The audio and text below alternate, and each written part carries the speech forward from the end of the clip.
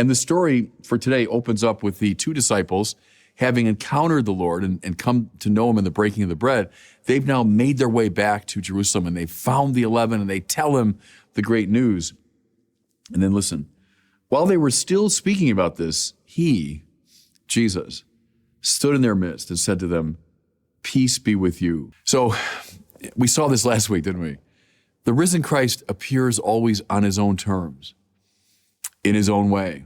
We have to avoid the Thomas temptation. Unless I see, unless I verify, unless things happen on my terms. Well, that's not the right attitude of faith. That's trying to manipulate the experience.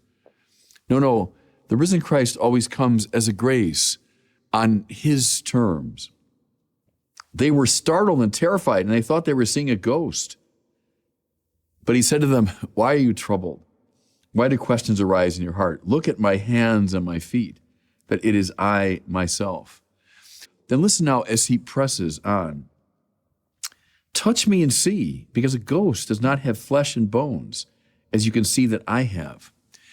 Now, what I want to do, everybody, is pause here, because as I mentioned last week, when we're talking about the resurrection, we're talking about the central point of Christian faith, the hinge upon which the whole of Christianity turns. So to understand what we're dealing with here is exceptionally important. Go back to this time and place. Go back to the Eastern Mediterranean first century. There were a lot of views floating around about what happens to us when we die. So stay first in a Jewish context. There are lots and lots of texts in the Old Testament, and this became a standard view for many Jews, that, when we die, we die. We simply go back into the dust of the earth. Dust and to dust you shall return.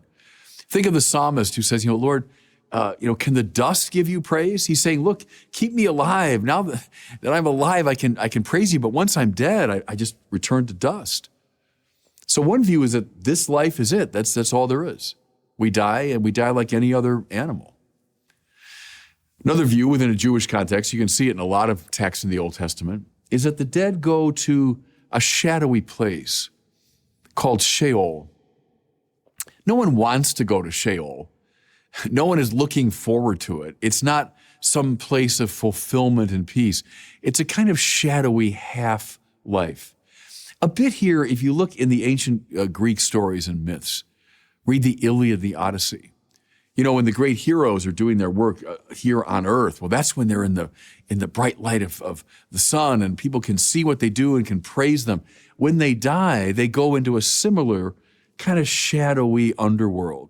They're around, but they're not, in the bright light of fame. They're not living life in the full sense. So that idea was also floating around in Jesus' time. A third view, and you can see it, for example, in the Pharisees. The Sadducees were the ones who said, no, when you die, that's it. You just go into the ground and that's it. But the Pharisees said, no, we believe in the resurrection of the righteous at the end of time. The idea here is that, people die, and then eventually, at the close of the age, at the end of time, the righteous dead will come back to life. That view was also around at the time of Jesus. And then broaden the perspective out. Look in the Greek and Roman world. You read the texts of Plato, and you find a view that, it's very interesting to me, is very common today. In fact, I think even a lot of Christians, if you scratch the surface of their belief, they're going to come up with kind of a Greek idea, which is this, that the soul, the spirit, is kind of buried inside the body. Plato says it's imprisoned there. And the whole point of the philosophical life and the spiritual life is to effect a kind of prison break. The soul can finally escape from the restrictions of the body, and then it can live on in this purely spiritual realm. As I say, I think a lot of even, Bible-believing people think of heaven that way, that I've somehow just left the body behind, and now my soul goes on. You see that in Roman mythology, and even in Roman public life. There was a view that some great heroes, like the generals and the emperors, after they die, would go up to the, heavenly realm, live, with the gods on Mount Olympus. There's a famous story about the Emperor Vespasian on his deathbed, and he senses death coming. And he says to one of the people, well, I think I'm becoming a god. So that was a Roman view, not unlike the Greek view, that, after we die, the soul escapes from the body. Now, here's the interesting thing, everybody, and I want you to listen carefully because this is the hinge idea, right? If Christ has not been raised, we're still in our sins. If Christ has not been raised, we're the most pitiable of people. So this is the hinge idea of Christianity. Notice, please, how none of these things that I've described is on offer here. So clearly not saying that Jesus died and then just went back into the dust of the earth. No, clearly not. They're talking about Jesus risen from the dead. They're not talking about Sheol at all. They're not saying, oh yeah, Jesus died and he went to Sheol and maybe his ghost kind of came up from Sheol. Remember that story? It's in 2 Samuel about the witch of Endor who calls forth the shade of the prophet Samuel. Call him up from Sheol. This is exactly why in the story, they think they're seeing a ghost. So they're operating out of that perspective, like, oh, maybe this is a ghost come up from Sheol. But that's not what's being described. Nor are we talking about, oh yeah, when all the righteous dead come to life at the end of time. No, this isn't the end of time. This is in the middle of time. This happened to them around the year 30 AD. It happened in this identifiable place. They're clearly not talking about Jesus' soul escaping from his body and going up to heaven. They're not talking about Jesus becoming a god like Vespasian, the Roman emperor. You see the point? None of the typical ways of understanding life after death is on offer here. What are they saying? This Jesus, whom they knew, this particular Christ, whom they saw crucified. And there's this old theory goes back to the 19th century that maybe he didn't really die on the cross, he just swooned. Come on. The Romans were expert at putting people to death. And this is not someone who's staggering into their presence, barely alive. No. This Jesus whom they saw crucified appears to them alive. A ghost from Sheol? No, he says it. Does a ghost have flesh and bones as you see I have? Touch me and see. A ghost doesn't have flesh and bones. As he said this, he showed them his hands and his feet. We're not talking about some ghostly presence or, up there somewhere in heaven. No, this is the Jesus whom they knew. And then I love this detail because it's funny. While they were still incredulous for joy, beautiful phrase, isn't it? They were just so overjoyed that they could barely believe it. He says, anything here to eat? So, just to emphasize the fact, and then they give him, we hear, a piece of baked fish, and he ate it in front of them. Remember that line from the Acts of the Apostles when St. Peter says, we who ate and drank with him after his resurrection from the dead. That line always strikes me because it's so visceral, it's so real. We who sat down and ate and drank with him. This is someone now appearing alive again in his body. Now, mind you, just like anybody else, well, no, clearly, because as they were talking among themselves, suddenly Jesus appears in their midst.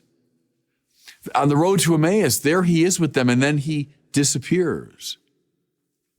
Is there something strange and elusive about his appearance? Yeah. How fascinating, too, that very often in these accounts, they don't know for sure that it's Jesus. Remember that? And you think, unless that had really happened to them, they would have eliminated that from their account. They wouldn't have talked about that. I think that's a very vivid memory that he was so transfigured, even as he appears really to them in his body, he's still so transfigured that it took them a while to understand. Think of the story of the transfiguration. It's Jesus, yes, the Jesus whom they knew, but now metamorphosed, now elevated, now becoming dazzlingly white. He's on the event horizon, if I can put it that way. He's on the event horizon between this world and the world to come. And everybody, this gives us, I think, a keen sense of what our hope is. Christian hope is not, hey, I live this world and that's all I got. No. We long for this fulfillment in heaven.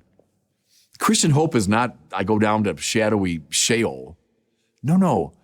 that I come to fullness of transfigured life, yes, in my body, but now elevated and rendered luminous and perfect. Not escaping from the body and going up to some spiritual realm. No. We look, don't we say, for the resurrection of the dead. We await the resurrection of the body, right? That's our creedal language. Not the escape of the soul from the body. No, the elevation, transfiguration of the body. Think about this, everyone. Go back to the beginning of the Bible. And we have God creating the whole material order in all of its beauty and variegated complexity. Do you think God just wants all that to just fade away? He's done all that and it amounts to nothing. The whole idea is to escape from all that. No. I'm creating a new heavens and a new earth. God wants to renew all of creation. He wants to renew the material order. All of that is implied and contained in this idea of the resurrection. St. Paul talks about the spiritual body. That's his way of gesturing toward this paradoxical reality. Paul, mind you, who saw him.